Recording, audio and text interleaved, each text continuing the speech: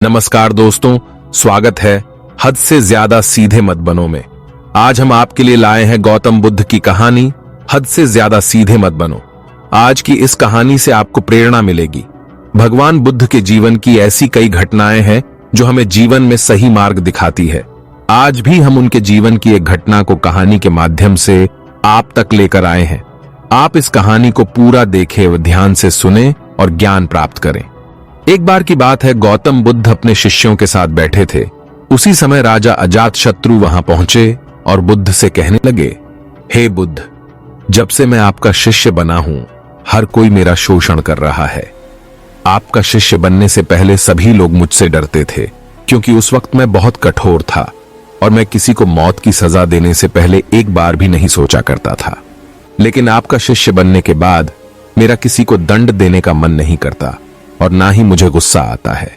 मैं शांत हो गया हूं और सभी को दया भावना से देखता हूं, लेकिन कुछ लोग मेरे इस बदलाव का अनुचित लाभ उठा रहे और इसने मेरे राज्य के लोगों को भी एक तरह के खतरे में डाल दिया है। कृपया आप मुझे बताएं कि मुझे अब क्या करना चाहिए। राजा अजातशत्रु की यह बात सुनकर गौतम बुद्ध उन्हें एक कहानी सुनाते हैं और कहानी कुछ इस प्रकार है। एक बार एक बड़े पेड़ के नीचे एक जहरीला सांप रहता था। पेड़ एक गांव के पास में एक कोने में हुआ करता था। वहां अक्सर सुबह शाम लोग बैठक लगाते थे और खूब बातें करते थे। लेकिन जब से उस पेड़ के पास उस सांप को देखा गया, तब से लोगों ने वहां जाना बंद कर दिया। लेकिन कुछ लोग तो जानबूझकर वहां सांप को देखने आया करते और उसे छेड़ा करते। अब उस सांप को जब खतरा महसूस हुआ तो उसमें खुद के बचाव के लिए लोगों पर हमला करना शुरू कर दिया। वह सांप अब अपने क्षेत्र में लोगों का आना भी बर्दाश्त नहीं करता था, जिससे गांव के कई लोगों की जान जाने लगी। इस तरह पेड़ के आसपास जब भी कोई हलचल होती तो सांप वहां आ जाता और हमला कर देता। सांप की दहशत अब पूरे गांव में हो गई।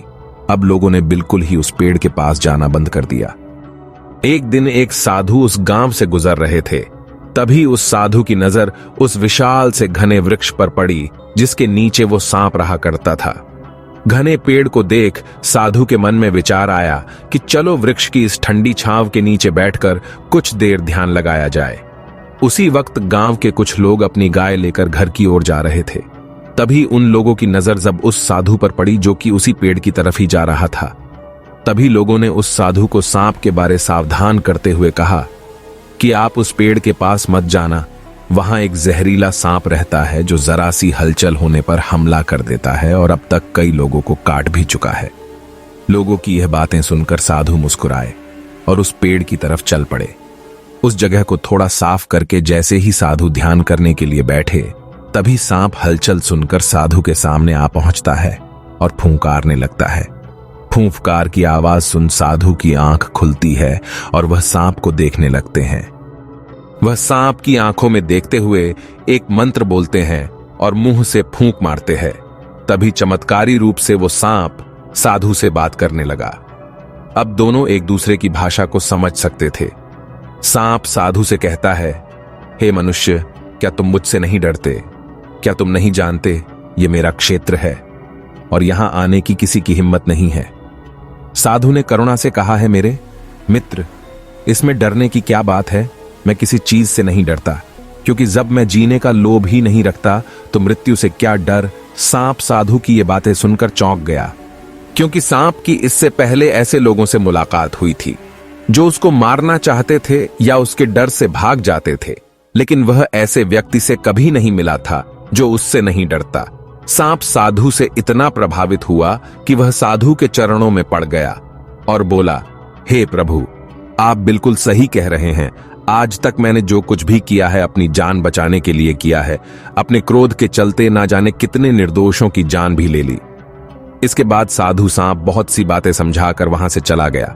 साधु की बात से प्रभावित होकर सांप ने निश्चित किया कि आज से वह किसी को नहीं काटेगा। वह अपने क्रोधी स्वभाव को त्याग देता है, दूसरों को काटना बंद कर देता है। लेकिन इसका नतीजा उल्टा निकलता है। जब लोगों ने देखा कि सांप ने लोगों को तो काटना बंद कर दिया है, तो लोग उसका फायदा उठाने लगे। जो उससे दूर भागते थे वो उसके पास आने लगे और सांप को परेशान करने लगे। बच्चे उस पर पत्थर फेंक कर मारने लगे, जिससे सांप आए दिन हमेशा परेशान और घायल रहता था। वह बहुत दुखी था क्योंकि वह अपने जीवन का सबसे कठिन समय बिता रहा था। एक बार वही साधु फिर से उस गांव में आए। वह उसी पेड़ के नीचे बैठ गए। तभी साधु की नजर जब दयनीय हालत में पड़े उस सांप पर पड़ी तो साधु ने उस सांप से पूछा कि मित्र, तुम्हारी यह हालत कैसे हो गई? तुम इतने घायल और इतनी दयनीय स्थिति में कैसे आ गए? सांप ने कहा, जब से आपने मुझे अपने हिंसक स्वभाव को छोड़ने के लिए कहा, तब से मैंने निश्चय किया कि अब मैं किसी पर हमला नहीं करूंगा। मैंने क्रोध करना छोड़ दिया और शांति को अपना लिया, जिसका नतीजा यह हुआ, लोग मुझे परेशान करने लगे, दुर्व्यवहार करने लगे। कोई पत्थर से मरता है तो कोई डंडे से पीटकर चला जाता है। सांप की बात सुनकर साधु ने कहा, मित्र, मैंने तुमसे कहा था कि बेवजह दूसरों को मत काटो, लेकिन मैंने तुम्हें तुम्हारी आत्मरक्षा के लिए हमला करने से नहीं रोका था। कहानी सुनाने के बाद बुद्ध ने राजा से कहा, हे राजन, तुमने भी मेरी बात गलत तरीके से अपनाया। मैंने आपसे अपने क्रोध को छोड़ने के लिए कहा था, किंतु आप अपने कर्तव्य से भी विमुख हो गए।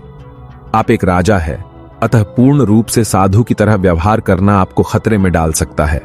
तुम्हें सिर्फ अंदर से साधु की तरह रहना था और बाहर से राजा की तरह, ताकि जरूरत पड़ने पर खुद की, प्रजा की और राज्य की रक्षा कर सको। दोस्तों, बिल्कुल ऐसे ही जंगल में होता है। जो सबसे सीधा पेड़ होता है उसको सबसे पहले काटा जाता है, और यही कानून दुनिया के लोगों पर भी लागू होता है। अच्छे भोले लोगों का खूब फायदा उठाया जाता है। अच्छे लोगों को जिंदगी में अनेकों दुखों का सामना करना पड़ता है। इसलिए कभी किसी को अपना फायदा मत उठाने दो। लोगों को उनकी मर्यादा में रखने के लिए खुद को परिस्थिति के अनुसार बदलना करना सीख जाइए, अन्यथा आपका हाल भी उस राजा व सांप की तरह हो जाएगा। तो दोस्तों, उम्मीद करता हूं आज की महात्मा बुद्ध की इस कहानी से आपको अनमोल सीख प्राप्त हुई होगी। धन्यवाद।